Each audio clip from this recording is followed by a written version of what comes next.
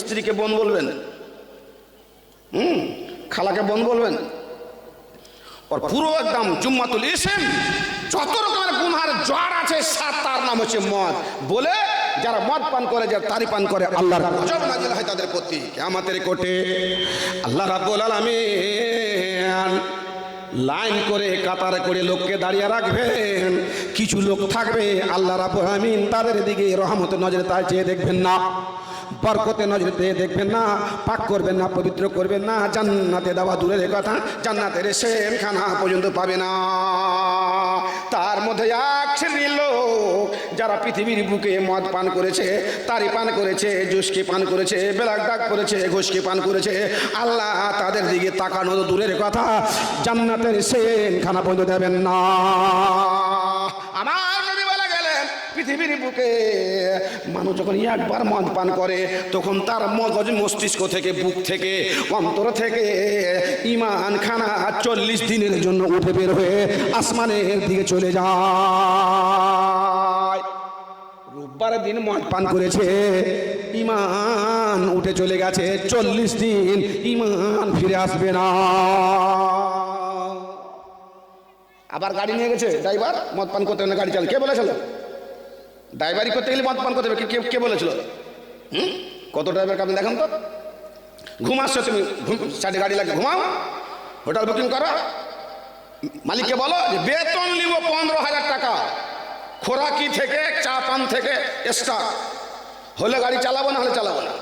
আপনি 500 টাকা যদি লেভারি করেন তো 15,000 টাকা মাস পড়ছে আপনার, তো গাড়ি চালাতে হবে আপনাকে। বাপজান আমার, রোববারের দিনে মদ পান করেছেন, 40 দিনের জন্য ব্রেন থেকে ঈমান খানা উড়ে গেছে। আবার যখন আপনি সাপ্তাহিক টিপে চলে গেলেন, আবার মদ পান করেছেন, চায়ের দোকানে বসে, হোটেলে বসে, শনিবারের দিন 7 দিনের মাথায় আপনি আবার মদের মুখ দিয়েছেন। আমার নবী বললেন, বন্ধুরে, একবার মদ পান করে ঈমান এখনো ফিরে আসে নাই, দ্বিতীয়বার আবার মদ পান করে নিয়েছো, 40 দিনের সঙ্গে আবার 40 দিনকে তুমি জুড়ে নাও। তুমি যদি মাসের মধ্যে 5 বার মদ করো, 5কে 40 দিয়ে গুণ করো, 10 বার মদ পান করো, 40কে 10 দিয়ে গুণ করো, এই করতে করতে তুমি 30 দিনই যদি মদ পান করার অভ্যাস থাকে, 30 দিনকে 40 দিনকে যোগ করো, দেখো দেখো তোমার ঈমান খানা কত দূরে চলে গেছে। আর ফিরবে না বলে মানুষ যখন মদের অভ্যস্ত হয়ে যায়, ভালো কাজ করার মনোবৃত্তি টেন্ডেন্সি তারা থাকে না। আপনি জানেন না, আল্লাহ পাকের নবীর মুখ থেকে আমি শুনেছি মদ পান করা দূরের কথা, মদের নিকটবর্তী পর্যন্ত হয়ে নাই আমার সঙ্গে ষড়যন্ত্র করা হয়েছে। আমার বাবা মারা গেছে, হিজরত করতে গিয়ে ইথিওপিয়ার বুকে মারা গেছে, বোনগুলোকে মানুষ করলাম, মাকে দেখলাম, মার মুখে আহার দিলাম, সব কিছু করলাম, আমার কাছে জ্ঞান আছে গজবের গুনাহগার প্রতি হয়, আল্লাহর লনতের গুনাহগার প্রতি হয়, আল্লাহর অশান্তিকার প্রতি অবতীর্ণ হয়। আমি আল্লাহ পাক রব্বুল আলামিন নবীর মুখে শুনেছে, আর আকলে ওয়ালাদায়ে হে, যারা মা বাবার নাফরমানি করে থাকে তাদের প্রতি আল্লাহর গজব নাজিল হয়ে থাকে। সায়ানাহুম ফালা আসিতুম ইন তাওয়াল্লাইতুম আন তুফসিদু ফিল আরদ ওয়া তুকাত্তিউ আরহামাকুম উলাইকা লাআনাহুমুল্লাহ। মার দেখাশোনা করেছি, বোনগুলোর বিয়ে সারিয়ে দিলাম। সবচেয়ে বড় কথা, নোমান বিন আদি ইসলামের মধ্যে সর্বপ্রথম লোক যিনি অংশীদার বেনেছিলেন। বাবা যখন মরে গেল তখন বাবার মাল ধন টাকা পয়সা সমস্ত চলে আসলো নোমানের কাছে। 3-4টা বোন, মা আছে, মা পাবে সুদুস, বোন পাবে লিজাকার মিসুল হাজ্জিল উনসাইন। আমিরুল মুমিনিনকে বলছেন, বোনের বংশ আমি মারি নাই, যেই মতো বোনেরা পায়ে দিয়ে দিলাম। আমি ইসলামের মধ্যে সর্বপ্রথম হচ্ছি হেরিটেজের মালের মালিক, আমি হচ্ছি ওয়ারে। বোনকে ঠকায় নাই, পক্ষান্তরে আল্লাহ রাব্বুল আলামিন বলেছেন, যার রেহেমকে কেটে দেয়, রহমকে কেটে দেয়, যারা আত্মীয় স্বজনের সঙ্গে সম্পর্ক বিচ্ছিন্ন করে দেয়, বোনের সঙ্গে সম্পর্ক বিচ্ছিন্ন করে দেয়, ভাইয়ের সঙ্গে সম্পর্ক বিচ্ছিন্ন করে দেয়, মায়ের সঙ্গে সম্পূর্ণ বিচ্ছিন্ন করে দেয়, আল্লাহ রাব্বুল আলামিন তাদের প্রতি গজব নাজিল করে থাকে। লানাহুমুল্লাহ, আল্লাহ ওদের প্রতি গজব নাজিল করে থাকে। আমি মার সেবা করেছি, আমি বোনের অংশ আমি সঠিকভাবে করে দিয়েছি, আর আপনাকে কে কানে দিয়েছে? না হুজুর, আমি মদ পান করি নাই। আমিরুল মুমিনিন খলিফাতুল মুসলিমিন পরিষ্কার ভাষায় ওনাকে বললেন, বাপুরে আমার, তুমি সঠিকভাবে আবার মাইশানে ফিরে যাও গভর্নরি করার জন্য। উনি বলছেন, হুজুর যাব বটে, ফ্যামিলি ছাড়া আমি যাব না।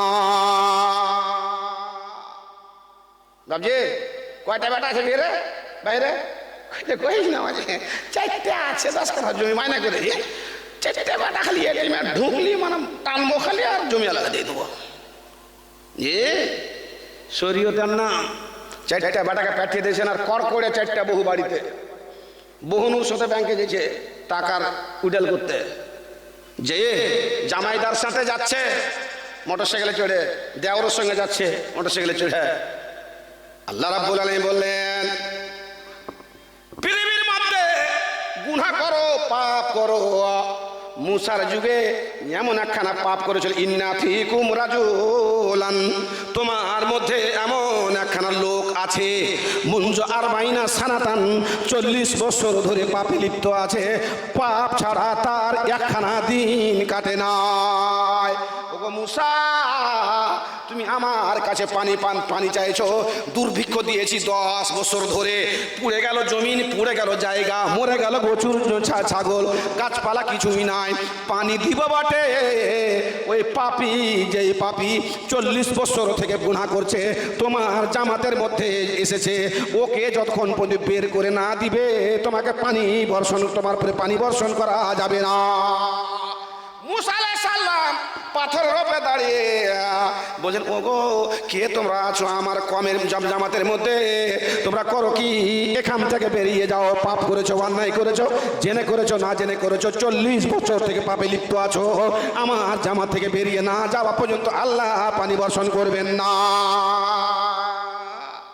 লোকটা শুনে বুঝে নিয়েছে, চাদর গায়ে দিয়ে আছে, এত পাপ করলাম 40 বছরে, মদ পান করেছি, বাবা জানে না, এই করেছি স্ত্রী জানে না, সেই করেছি ভাই জানে না, আল্লাহ গোপন ভাবে করেছি। আল্লাহ এতদিন পর্যন্ত তুমি আমাকে বিপদে ফেলো নাই, আজকে মুসা আলাইহিস সালামের সঙ্গে পানি চাইতে এসে আজকে সবারই সামনে যখন জামাত থেকে বেরিয়ে যাব, কাতার থেকে বেরিয়ে যাব, তখন সবাই বলবে এই নিয়ে হচ্ছেন 40 বছরের পাপী। বাপের জানাজাতে বেটা ভাতিজা ই কোটা কাট না ঘুরে কেনা সার কানে ফিডব্যাক, ঠিক আছে বাপ জামা বাপের নমাজ, বাবার জানাজাতে দাঁড়িয়ে আছে, ভাতিজাটা গোটা গোষ্ঠীকে বের কান্ধর বনমন বনমন করে ঘুরেছে। বিহার দিন কান ধরতে পারলেন না, আর অন্যদিন কবরে ওখানে বাপকে মাটিতে যে সেদিন কান ধরিয়ে ওষুধ দিবে, আরো রাগ জন্মিবার মধ্যে। জি না, মোড়লি ওখানে মোড়লি করতে হবে না, মোড়লি বার্তা করতে হবে, কবরের কাছে মোড়লি। আর বিহার দিন কোথায় গেল মোড়লি, আর কোনোদিন মোড়ল কোথায় গেল? লোকটা বলছে আমি একদিন ধরে পাপ করলাম, অন্যায় করলাম, আল্লাহ তুমি আমাকে এ করলেন, আর আজকে আমি সবারই সামনে যখন বেরিয়ে যাবো লোক দেখবে, তোমাকে লজ্জা হবে না, খারাপ লাগবে না? আল্লাহ রাব্বুল আলামিন জীবনে আমি আর পাপ করব না, জীবনে অন্যায় করব না। ইয়া আইয়ুহাল্লাযীনা আমানু তুবু ইলাল্লাহি তাওবাতান নাসুহা। চাদর মাথায় দিয়ে ঘেমে গেছে, আল্লাহ রাব্বুল আলামিনকে ডেকে বলছেন, আল্লাহ গো তুমি ক্ষমা করে দাও, বেজ্জতির হাত থেকে বাঁচাও, তোমার হাতে ইজ্জত, তোমার হাতে বেজ্জতি, অত ইজ্জমান্তাশা অত জিল্লমান্তাশা বেয়াদেকাল খায়ের। আল্লাহ বেজ্জতির হাত থেকে বাঁচাও, জীবনে আর পাপ আমি করব না। এই 2-3টা কথা বলার সঙ্গে সঙ্গে মুষলধার বৃষ্টি বর্ষণ হতে আরম্ভ হয়েছে, সব লোক ভিজে গেল। মুসা আলাইহিস সালাম ফাঁকা রাস্তা আছে দেন, মুসা সাজদাই পড়ে বলছে, আল্লাহ গো আমি দেখে আছি জামাতের মধ্য থেকে পাপী বের হয় নাই, গুনাহগার বের হয় নাই, যে গুনাহগার 40 বছর ধরে পাপে লিপ্ত আছে, অথচ পানি বর্ষণ হয়ে গেল, ব্যাপারখানা বুঝতে পারলাম না। আল্লাহ বলছেন, ওরে মুসা, যেই লোকটাকে আমি আল্লাহ রাব্বুল আলামিন ক্ষমা করে দিয়েছি, তাকে আমি কি করে এতগুলো লোকের সামনে বেইজ্জত করতে পারি? উনি আমার কাছে ক্ষমা আছে, আমি তাকে ক্ষমা করে দিয়েছি বলে তোমার প্রতি পানি বর্ষণ করেছে। আল্লাহ পাক রব্বুল আলামিনের নবী বলে গেলেন, মানুষ পাপ করবে, অন্যায় করবে, জেনে করবে না জেনে করবে, দিনের আলোতে করবে, রাতের অন্ধকারে করবে, পাপ করে মানুষ জাহান্নামে যাবে না, যাবে না, যাবে না। কলম থাকলে লিখেলেন, পাপ করে মানুষ জানবে। কি করেছেন পাপের? একটা লোক আল্লাহ নবীর যুগে রাস্তায় চলে যায়, একটা সুন্দরী বেটি ছেলে, স্কুল যাচ্ছিল না কোথায় যাচ্ছিল, একদম ফেয়ার অ্যান্ড লাভলি মেখেছে, এখানে ওয়ালপট্টি করেছে, এমন দিয়েছে, কি করেছে না করেছে। ও সাহাবি দেখতে দেখতে দেখতে দেখতে বুঝতে পারেনি যে আমি কোন মনে হাঁটছি না কি করছি, দেখতে আছে, দেখে হেঁটে গিয়েছে, দেখছে আর হাঁটতে গাছে মেরেছে, ঢিউতে ফেটে গেছে। আপনার যুবকের কথা বলিনি, আল্লাহ পাকের নবীর সাহাবি, নবীর সঙ্গে যে রাত দিন উঠা বসা করে, তার কাছ থেকে গুনাহ হচ্ছে কি? মাথা ফেটে গেল। নবীর কাছে এসে বলছেন, হুজুর গো, পাপ করে দিয়েছি, অন্যায় করে দিয়েছি, মেয়ে ছেলেকে দেখতে নিষেধ করেছে, দেখে ফেলেছি, বুঝতে পারে নাই, মাথা ফেটে গেছে, হুজুর ফতোয়া দিয়ে দেন। আল্লাহ পাক বলছে, ইন্নাল হাসানাত ইযহিবুন সাইয়্যাত। বন্ধুরে, তুমি জানো না, এরকম ছোটখাটো পাপ করেছো, অন্যায় করেছো, আল্লাহর কাছে ক্ষমা চাও, আমার কাছে আসতে হবে না, উজু করবে, এ করবে, সে করবে, তোমার পাপ মোচন হয়ে যাবে। যতই বড় পাপ করো না কেন, অন্যায় করো না কেন, আল্লাহ রাব্বুল আলামিনকে গভীর রাত্রে নিরিবিলি নির্জনে রাতে তুমি ক্ষমা চাও, আল্লাহ রাব্বুল আলামিন তোমাকে ক্ষমা দিয়ে দিবে। পাপ করে মানুষ জাহান্নামে যায় না, পাপ করার পরে আল্লাহ রাব্বুল আলামিনের কাছে যদি ক্ষমা না চায়, তাহলে যাবে জাহান্নামে।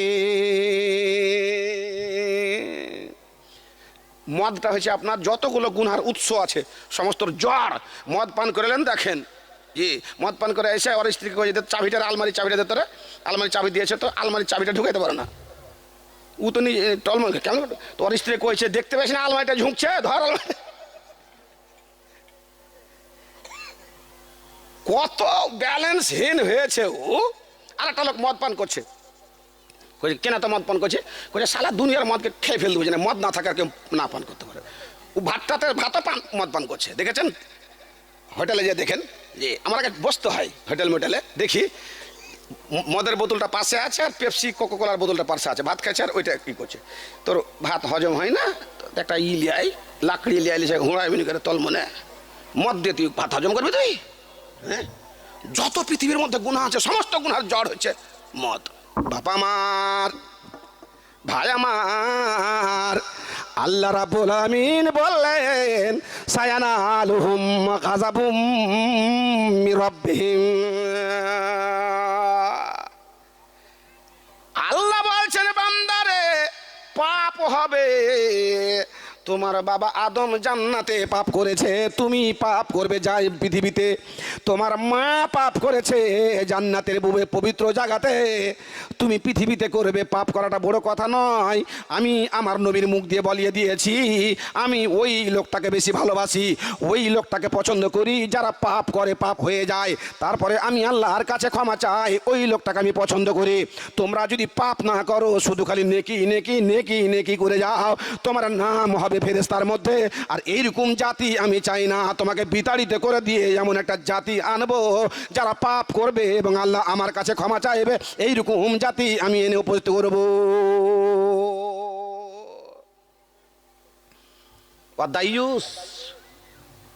দায়ুস যারা হবে, তাদের প্রতি আল্লাহর অসন্তুষ্টি অবতীর্ণ হবে, আল্লাহর গজব নাজিল হবে, আল্লাহর লনত নাজিল হবে। দায়ুস কাকে বলা হয়? আর দায়ুস লা ইয়াদখুলুনাল জান্নাতা ওয়ালা ইয়াজিদুনা রিহাল জান্নাহ।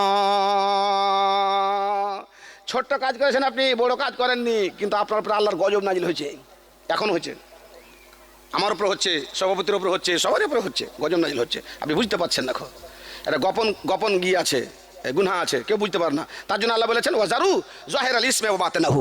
গোপন গুনাহটা কি জানেন?